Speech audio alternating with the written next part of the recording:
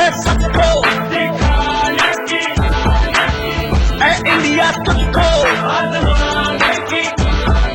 वो ताकत है ये बताने की ये बढ़ेगा अब तो हर दिल में धड़केगा इंडिया। नमस्कार, आदाब। मैं हूं त्रिदीप रमण। वोट करेगा इंडिया के खास श्रृंखला जनादेश देश का में आपका स्वागत है। आज के एपिसोड में हम बात करेंगे मोदी और एंटी मोदी लहर की। हर दिन की तरह इस पर बात करने के लिए हमारे साथ स्टूडियो में मौजूद हैं देश के जाने माने चुनाव विश्लेषक अरविंद मोहन मिश्र। अरविंद जी, बहुत बहुत स्वागत है आपका प्रोग्राम में।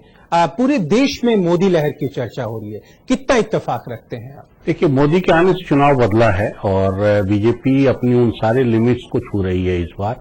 जो वोटर उसके पास कहीं था या जो उसकी जद में आ सकता है अभी भी दूर दराज के इलाकों में, लेकिन मोदी के आने से निश्चित रूप से बीजेपी को काफी फर्क पड़ा है। अरविंद जी, मुस्लिम वोट बैंक की राजनीति करने वाले तमाम दल और उनके नेता कहीं न कहीं एंटी मोदी लहर का अलग जगाने की कोशिश कर रहे हैं। मसलन मुलायम, ममता और अब देखे लालू, नीतीश, तमाम लोग। ये सिर्फ पहल में इन नेताओं का को श्रेय देना या इनको उसका ये देना, ये जो भी नहीं है। मोदी की पर्सनालिटी ऐसी है कि अगर वो कहीं खड़े होंगे तो वो अपने विरोधी भी खुद ही खड़ा कर लेंगे साथ ही साथ। और आप देखेंगे कि काफी सारे लोग जो इस पॉलिटिकल सेकुलर बिरादरी के नहीं हैं, वो सारे लोग भी मोदी के खिलाफ लगे हुए हैं उसी जुनून से कि वो कैसे हारें, क्योंकि मोदी का जीतना उनको लगता है कि मुल्क के पॉलिटिक्स का या मुल्क के जो स्वभाव है उससे कुछ उसमें बदलाव आएगा बड़ा। अरविंद जी, हालिया दिनों में क्या मोदी को लेकर मुसलमानों का नजरिया बदला है? ये कहना थोड़ा मुश्किल है। मोदी ने शुरू तो किया था सद्भावना उपवास के साथ, और तब से वो लगातार ये कोशिश कर रहे थे या कर रहे हैं अभी भी कि मुस्लिम जमातों के साथ उनका डायलॉग शुरू हो। उनका बयान आया कि वो मुसलमान युवाओं के एक हाथ में कुरान और एक हाथ में कंप्यूटर देखना चाहते हैं। नहीं, वो भी नहीं। वो जो भी बयान से लेके उनके काम में मैं कहूंगा कि हर जमात तक पहुंचने की कोशिश उन्होंने की। अरविंद जी, गुजरात के व्यापारियों का एक तबका है, मुस्लिम व्यापारियों का, वो बिहार, यूपी, बंगाल के गांव-गांव में जाकर मुस्लिम समुदाय के बीच जाते हैं और उनको कोई छोटी छोटी फिल्में दिखाते हैं कि देखो गुजरात का जो नौजवान है, वहां का युवा है, वहां की महिलाएं हैं, वो कितनी तरक्कीमंद है, वो कहां पहुंच गए हैं। आप क्यों नहीं मोदी के साथ जुड़ते हो? नहीं, इसका असर हो रहा है या हो रहा था मैं कहूंगा। लेकिन साथ ही जो बीजेपी की पूरी जमात है, शिव जी की बारात, जो किसी को पाकिस्तान भेजना चाहती है, किसी को हिंदू मोहल्ले में नहीं रहना देना चाहती, तो ऐसे लोगों को मोदी खुद ही इंडोर्स नहीं कर रहे हैं? नहीं, लेकिन जो एक्शन उनको लेना चाहिए था या पार्टी को लेना चाहिए था इस पे, वो एक्शन हुआ नहीं। अरविंद मोहन से हमारी बातों का सिलसिला आगे भी जारी रहेगा। सबसे पहले हम आपको बताना चाहेंगे कि आज के एपिसोड में हम आपके लिए क्या क्या लेकर आए हैं खास। हर दिन की तरह आज भी प्रोग्राम की शुरुआत होगी चुनावी चटपट से। इसके बाद हम बात करेंगे 2014 आम चुनाव के खास संकेतकों यानी इंडिकेटर्स की। यह होगा जनादेश देश का, जिस पर अपने एक्सपर्ट राय देंगी न्यूज ट्रस्ट ऑफ इंडिया की मैनेजिंग एडिटर गीता सिंह। अरविंद मोहन इस पूरे प्रोग्राम के दरमियान हमारे साथ लगातार स्टूडियो में बने रहेंगे। प्रोग्राम के आखिरी लम्हों में अपनी चुटीले जुमले को लेकर आएंगे डॉक्टर सुनील जोगी।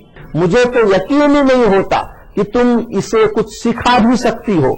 पर हर रोज की तरह आज भी प्रोग्राम का आगाज होगा सियासी नेपथ्य की वैसी आहटों से जो आने वाले वक्त की बदकहियां हैं। लीजिए, प्रस्तुत है चुनावी चटपट।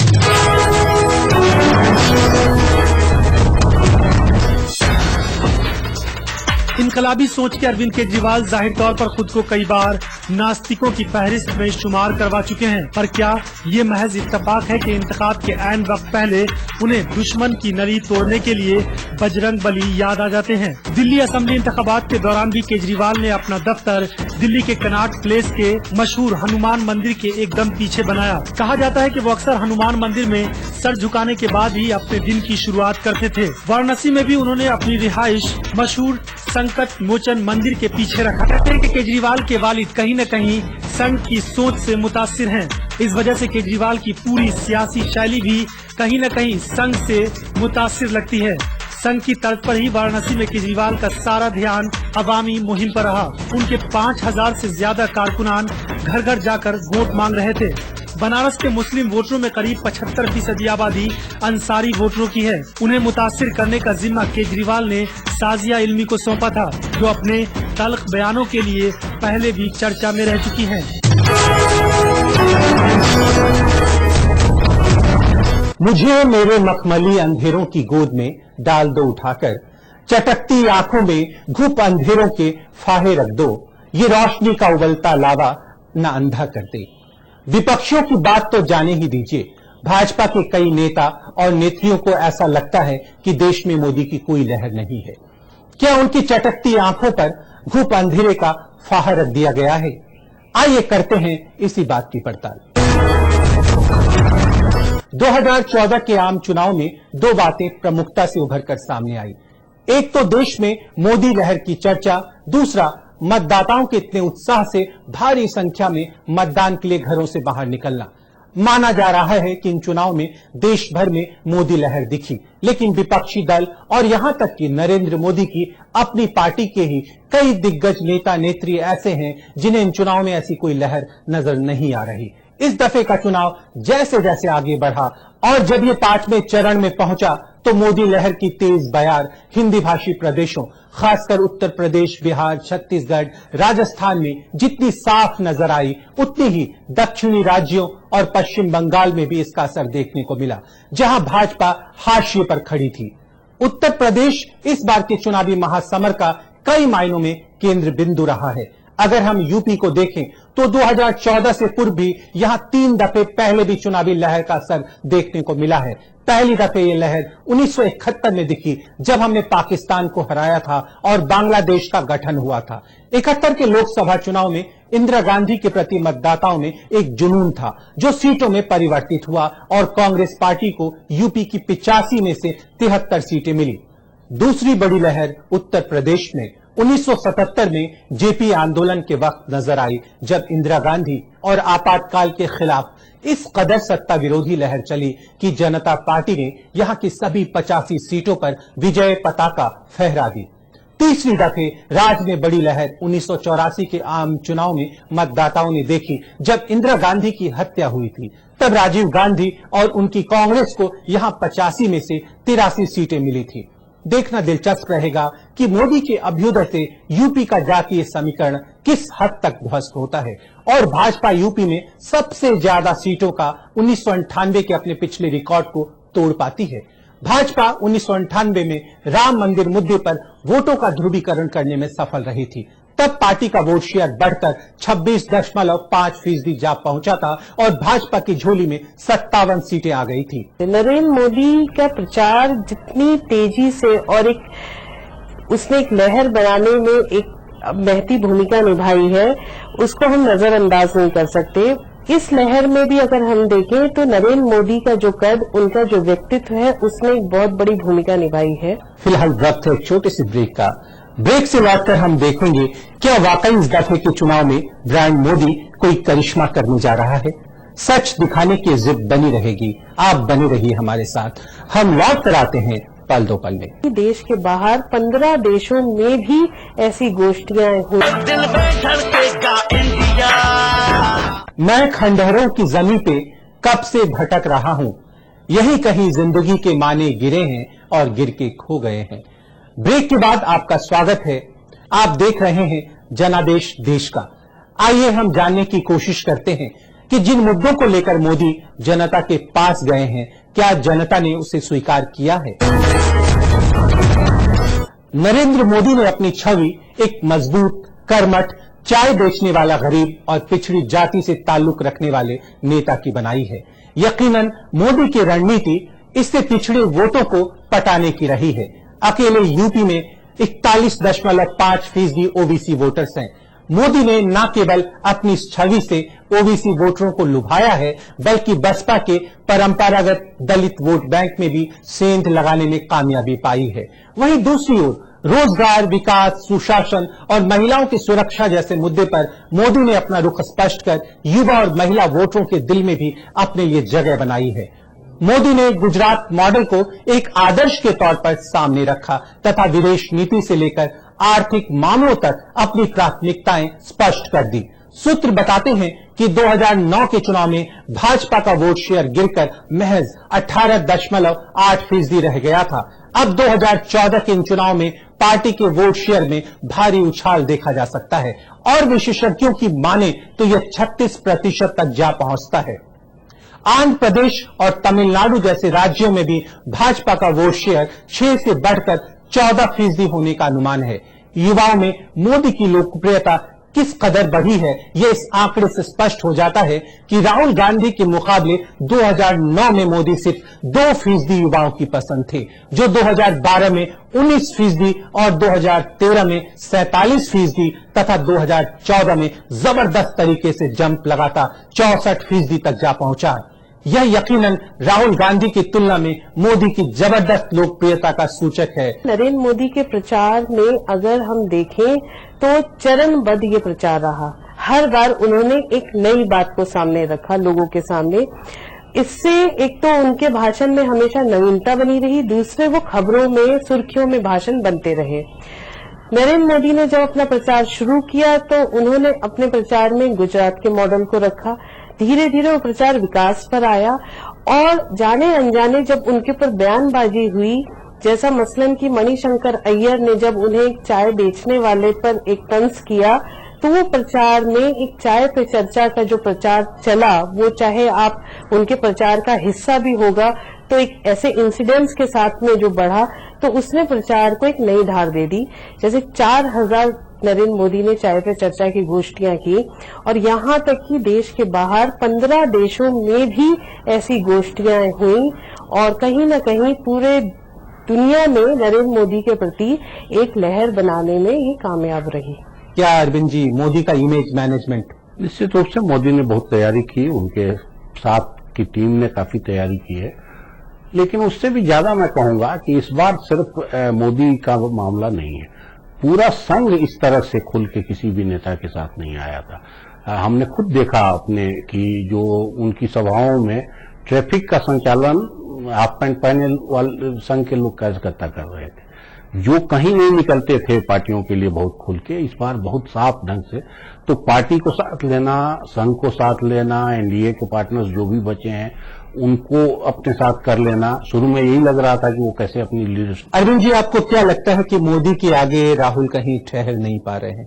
2009 में 2 की लोकप्रियता थी स्केल पर और आज वो 64 तक जा पहुंची है। देखिए, ये सर्वे के नतीजे हैं, लेकिन राहुल निश्चित रूप से कमजोर पड़ रहे थे, तभी पार्टी ने उनको कभी डिक्लेयर नहीं किया प्रधानमंत्री कैंडिडेट। अरविंद जी, क्या वजह रही कि मोदी ने हिंदुत्व के पूरे एजेंडे को ठंडे बस्ते में डाला और विकास का मॉडल लेकर आए, गुजरात का मॉडल लेकर आए, एक नए भारत की बात की उन्होंने? देखिए, अगर लंबे 1.5-2 महीने के चुनाव कैंपेन को आप देखेंगे तो इशू बदले हैं, ऐसा नहीं है कि नहीं बदला है। और शुरुआत जरूर भ्रष्टाचार और महंगाई और सुशासन से हुआ, लेकिन वही नहीं रह गया। जैसे पहला पेज आया है, आप बड़े आराम से देखते हैं, खुद मोदी के बयान में पिंक रेवोल्यूशन आने लगा। अमित शाह ने तुरंत वोट से बदला लेने की बात शुरू कर दी और आजम खां उधर से खड़े हो गए।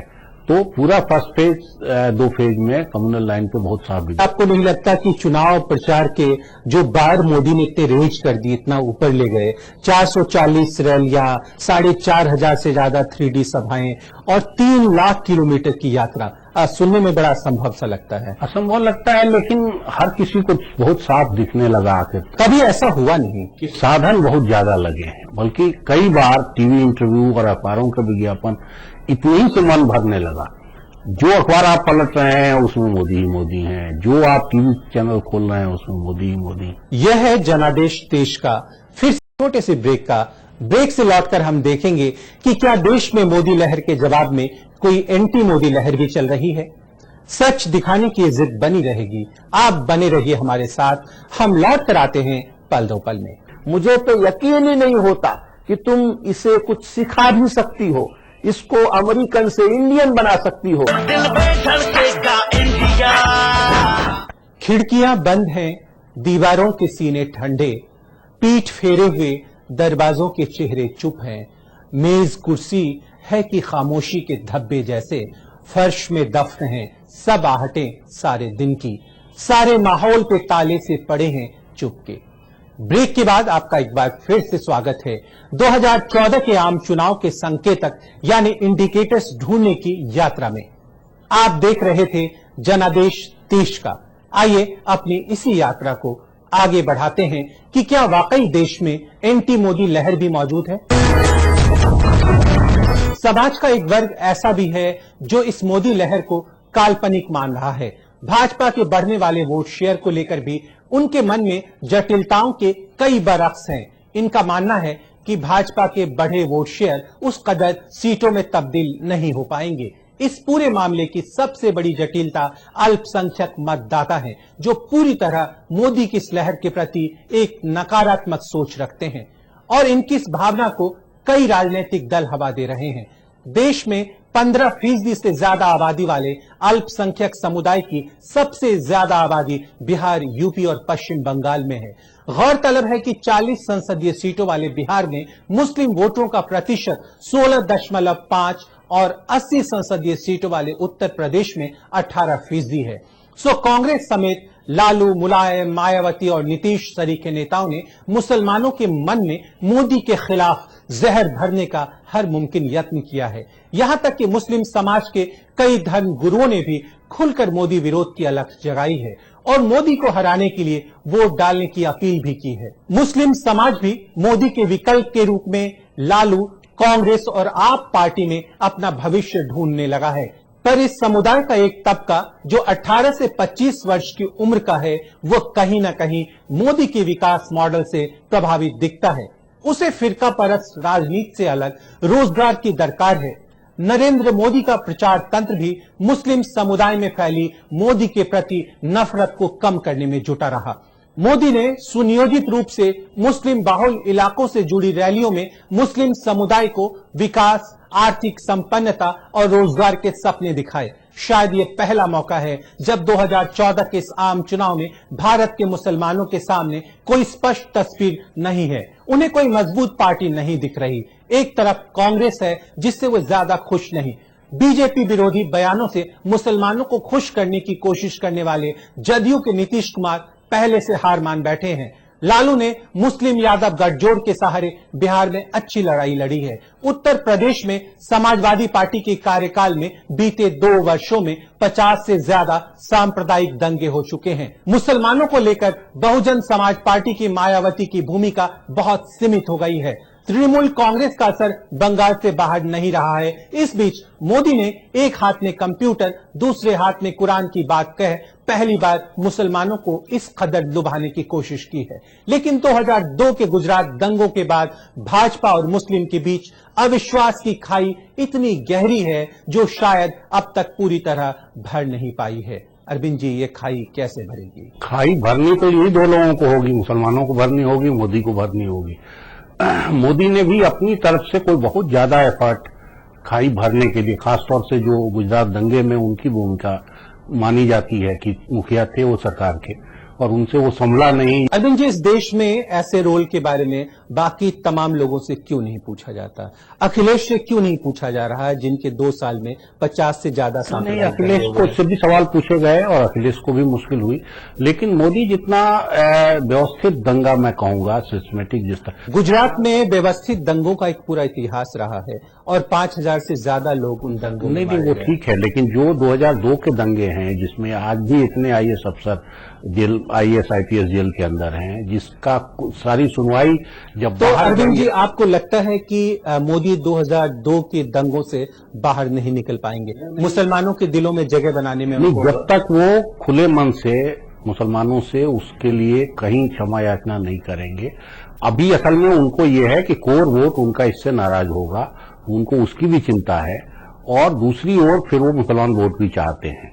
गुजरात के मुसलमान ठीक है, तरक्की से। अभी बनारस का एक सर्वे आया कि मोदी को तकरीबन 18% मुस्लिम वोट मिले बनारस में। देखिए, सर्वे की बात अलग है, जो अपने अनुभव की बात हम सब लोग देख रहे हैं। मुसलमानों की हालत इस बार ये है कि किसी पार्टी पे नहीं भरोसा, किसी अपने नेता पर नहीं भरोसा, उनको एक ही चीज पे भरोसा है कि मोदी को हराना है। बंगाल में तृणमूल वोटों में सेंध लगा रही है भाजपा इस बार बड़े पैमाने पर। वो ठीक है, वो लेफ्ट पार्टीज कमजोर पड़ी हैं। खासकर मुस्लिम युवाओं का रुझान मोदी के प्रति बदला है कहीं ना कहीं। ये कहने का कोई असल में आधार नहीं है। बहुत सर्वे थोड़े बहुत जरूर आए हैं, लेकिन ये कहने का कोई बहुत आधार नहीं है, क्योंकि नाराजगी जिस लेवल पे है और जो डर है, मैं नाराजगी से भी ज्यादा डर इस्तेमाल करूंगा, वो अभी बना हुआ, वो खत्म होने का नाम।